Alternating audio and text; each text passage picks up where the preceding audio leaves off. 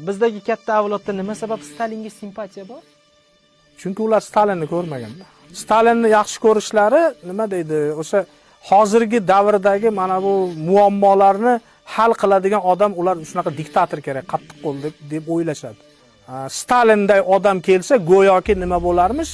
Korrupsiya yo'qoladi, boyagi muammolar hal bo'ladi. Bu mutlaqo noto'g'ri.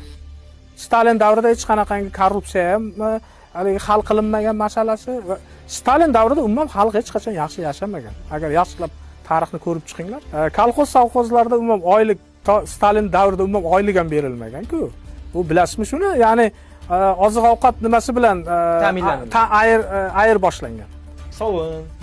Masalan, 1 yillik mehnat qilasizda, o'sha kolxoz raisi yozib qo'yadi. Bunga 2 qop un, masalan, ozgina shakar yoki yog' berilsin.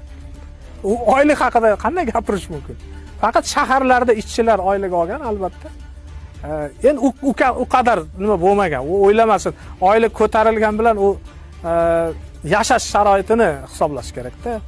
Farovonlik. Dasturxon farovon bo'lmagan. Albatta hech qanaqa farovon bo'lmagan. Suratlarda o'sha umuman xohlagan arxiv suratlariga kirib ko'ringlar, Sovet dasturxonini o'sha bir ko'ringlarchi, qanday yaxshi yashaganligini sezishingiz mumkin. Oddiy misol bilan armiyada berilgan o'sha ratsionni bir ko'ringlar. 1 kurushka choy, bitta tuxum, keyin ozgina margarinmi, yog'. Sariyog'. Bu Amerikan armiyasi bilan Sovet armiyasini ikkalasini o'tirgan suratlarini bir ko'ringlar, qandayligini bilasizlar. Yoki Amerika mehnatkashi yoki Yevropadagi ishchi bilan Sovet ishchisini farqini taqqoslab ko'ringlar, keyin bilasizlar SSR qanday yashaganligini yoki Stalin davrida qanaqangi hayot bo'lganligini.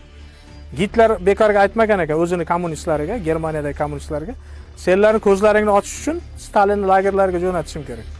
O'sha yerga borsalaring, keyin bilasizlar Sovet ittifoqida qanday yaxshi yashaysanmi, yo'qmi? Yoki kommunizm qandayligini sizlar bilishlaring uchun senlarni o'sha yoqqa surgun qilishim kerak.